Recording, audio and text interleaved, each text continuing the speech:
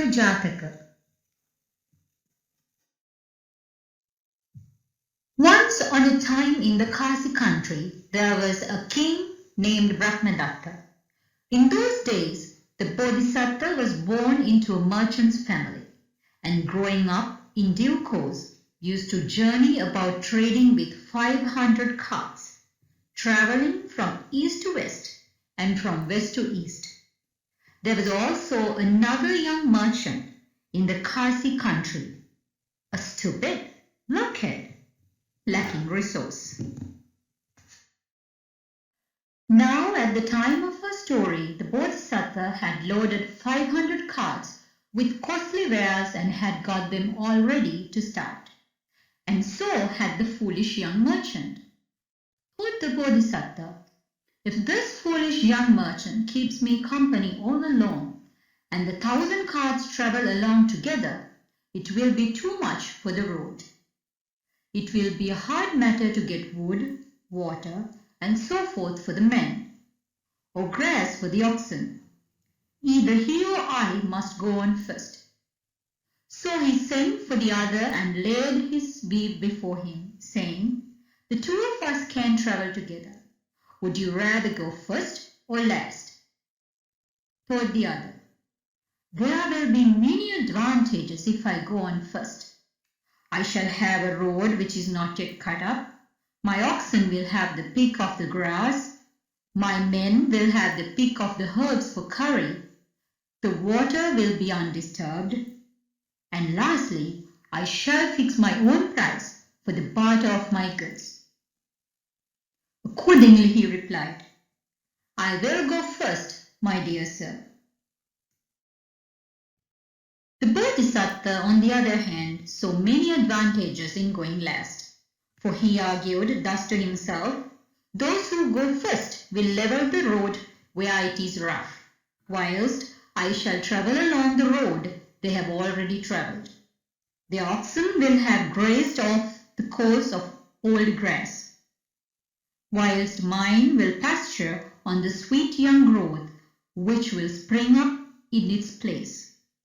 My men will find a fresh growth of sweet herbs for curry where the old ones have been picked. Where is no water, the first caravan will have to dig to supply themselves, and we shall drink at the wells they dug.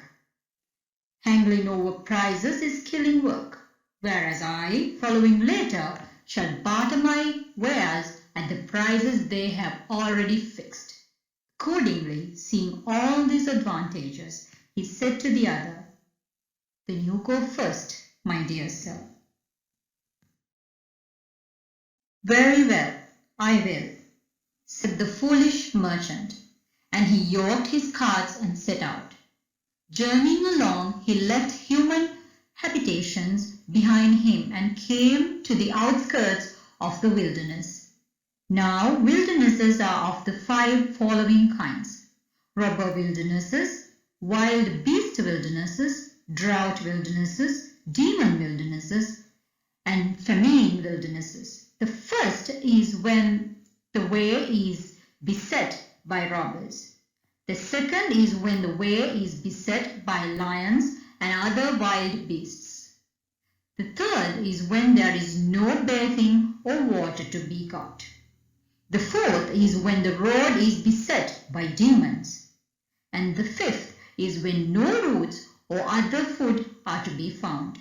And in this 5-fold category, the wilderness in question was both a drought and a demon wilderness.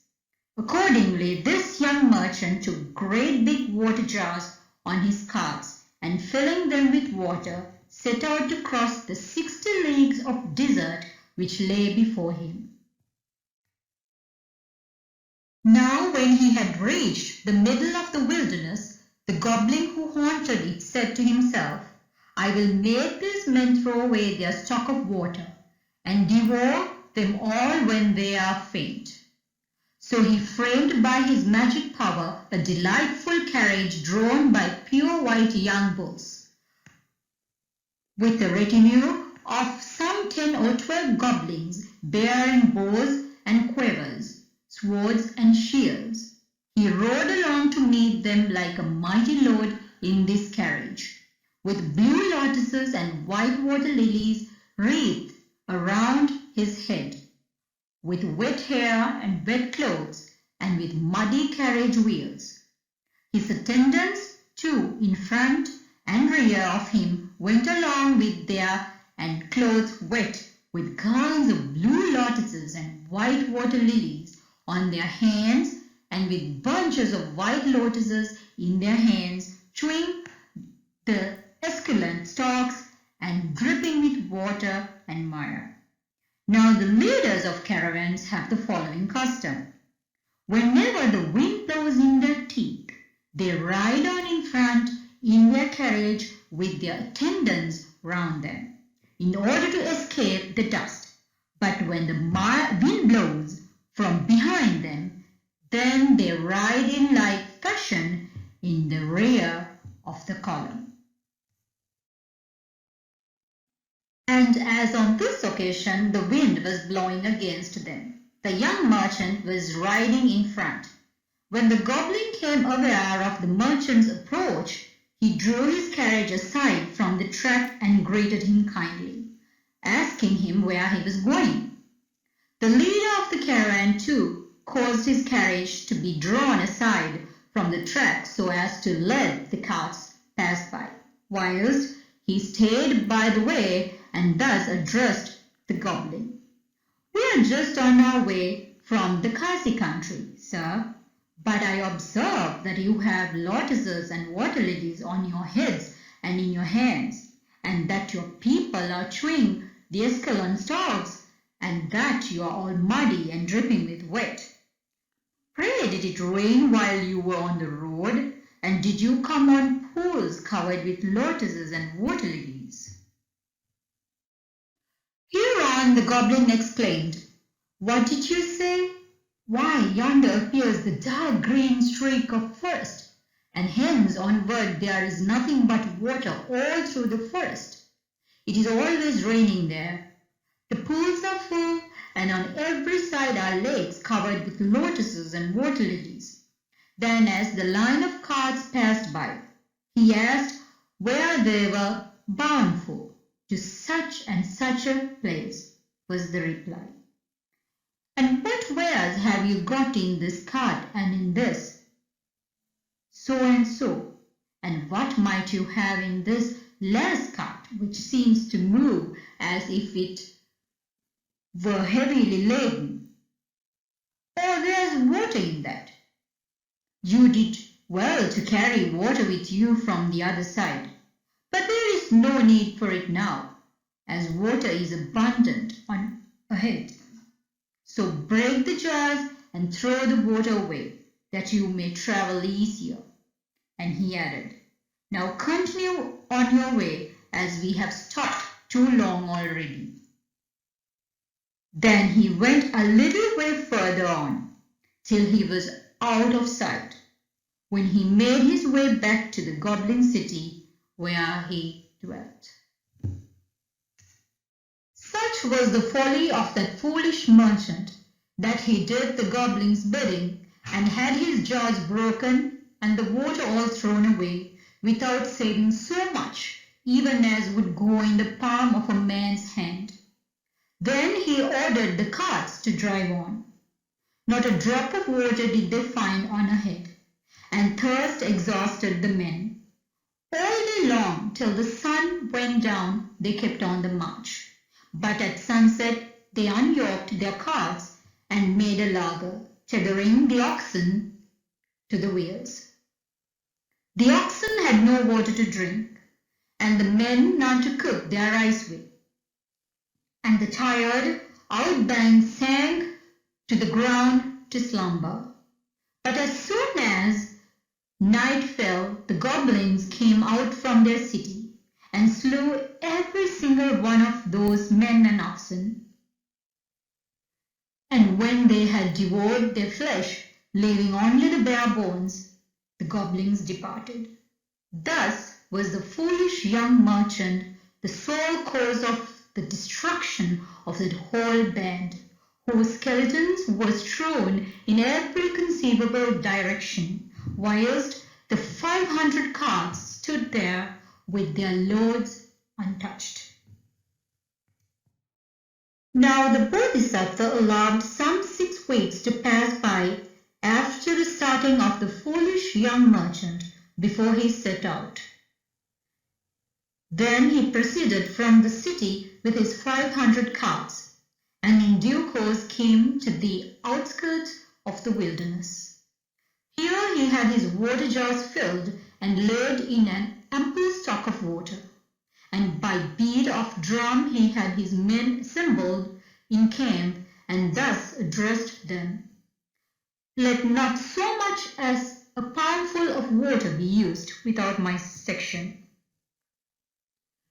There are poison trees in this wilderness, so let no man among you eat any leaf, flower, or fruit which he has not eaten before, without first asking me." With this exhortation to his men, he pushed on into the wilderness with his 500 carts. When he had reached the middle of the wilderness, the goblin made his appearance on the Bodhisattva's path, as in the former case. But as soon as he became aware of the goblin, the Bodhisattva saw through him, for he thought to himself, "There's no water here. In this waterless desert, this person with his red eyes and aggressive bearing casts no shadow. Very likely he has induced the foolish young merchant who preceded me to throw away all his water, and then, waiting till they were worn out, has eaten up the merchant with all his men. But he doesn't know my cleverness and ready wit." Then he shouted to the goblin, "Be gone. We are men of business, and do not throw away what water we have got, before we see where more is to come from. But when we do see more, we may be trusted to throw this water away and lighten our carts." The goblin rode on a bit further till he was out of sight, and then betook himself back to his home in the demon city. But when the goblin had gone, the Bodhisattva's men said to him, "Sir, we heard from those men that yonder is the dark green streak of the forest appearing, where they said it was always raining. They had got lotuses on their hands and water lilies in their hands, and were eating the stalks, whilst their clothes and hair were wringing wet, with water streaming off them.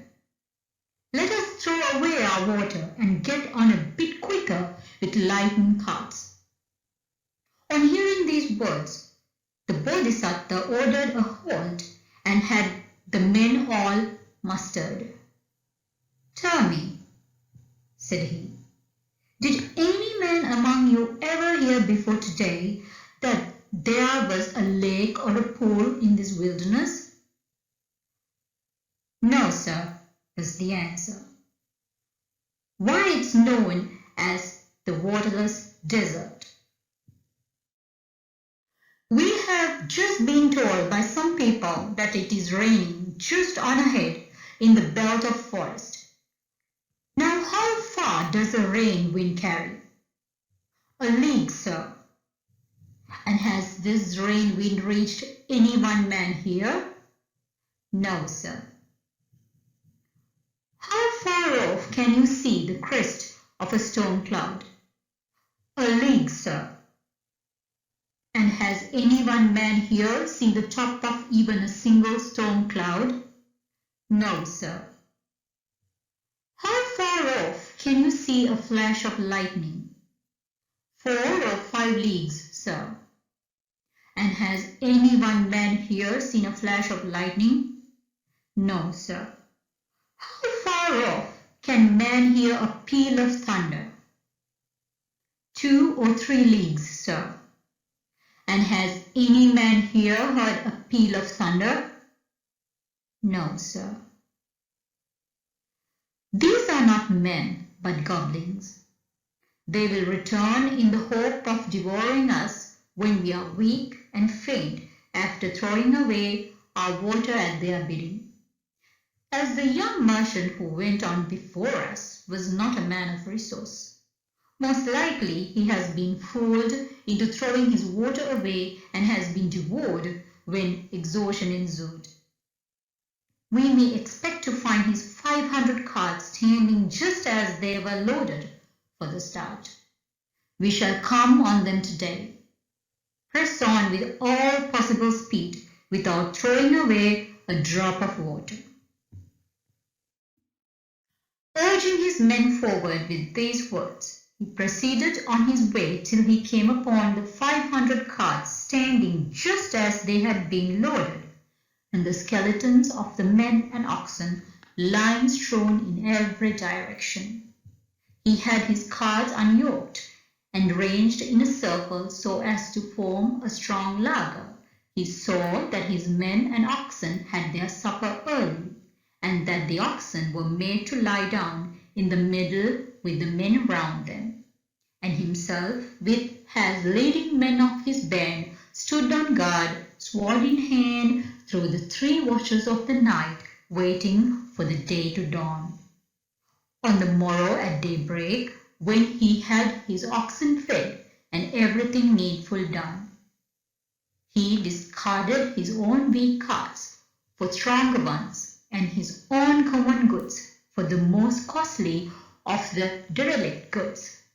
Then he went on to his destination, where he bartered his stock for wares of 2 or 3 times their value, and came back to his own city without losing a single man out of all his company. Thiruvan Saranai.